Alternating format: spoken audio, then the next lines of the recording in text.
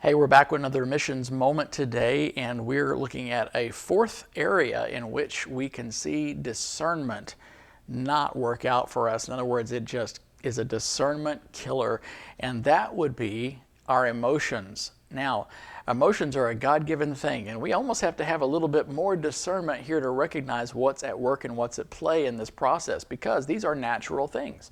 We go through feelings of fear and anger, worry, doubt, anxiety, excitement. We go through all of that. And sometimes, if we're not careful, the emotion that we're feeling will end up being what dictates how we have chosen our next steps. In other words, we were not necessarily discerning our next steps so much as we were allowing ourselves to react to the situation that we're in, and therefore our reaction is our next step. But if we would pause and we would actually respond to the situation that we're in, we would evaluate what it is that we're feeling in light of what it is that we know God has said or God is at work doing, or we would pause, wait on the Lord in order for those feelings and emotions that we're experiencing to prove that they are in line with how God feels about something. You know, Jesus fulfilled the prophecy that zeal for the Father's house would consume him. And there was a point in which we just see him acting in what would appear to be quite an emotional state. And yet, he was only reflecting truly how the Father's heart felt.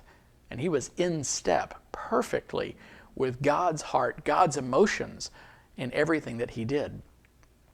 Even in the garden when he was praying and he was going through this difficult experience of facing the cross, he was overwhelmed with emotion, of course that he was.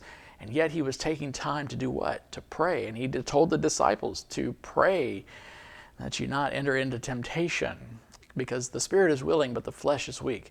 One of the aspects of our flesh really is our emotions. So to have these emotions in and of themselves is not necessarily a sin, is it? No. But we can put some disciplines into place to make sure that we keep them in check, keep them headed in the right direction. So I want to encourage you to react in prayer so that you can respond to the person or circumstance or situation at hand. So if we do that, we find ourselves not later on saying, well, I reacted to that situation or that person or thing, and now I'm responding to what I've done. So one of the things that we learn in the scriptures is what Proverbs 3, 5, and 6 says. One of my favorite passages, something I believe I first memorized as a child, and that is, trust in the Lord with all your heart, and don't lean on your own understanding, but in all your ways acknowledge him, and he will make your path straight. Now let's diagnose that just a little bit in terms of the heart, the emotions. So trust in the Lord is a great way to stop this discernment killer. So this is how I feel about this. Whether it be I am super excited about this cool opportunity, it just sounds so perfect, or this person in my life, they just seem like the perfect person for me, or I'm so afraid of this, that scares me to death, I'm overwhelmed, what's going to happen? Either one of those actually requires this very process found in Proverbs 3, 5, and 6. I'm going to pause, I'm going to acknowledge God in it. I'm going to recognize his place over all these things. I'm not going to trust in my own heart on this. No. I'm not going to trust in my own understanding. No, I'm going to trust in the Lord with all my heart. Now, what is the heart? The heart is the seat of all my emotions. So even in the midst of everything that I'm feeling, I'm going to trust God first. I'm going to acknowledge God's place, God's presence, the person of God in this circumstance, in this relationship. This is a process of discerning in and of itself, isn't it?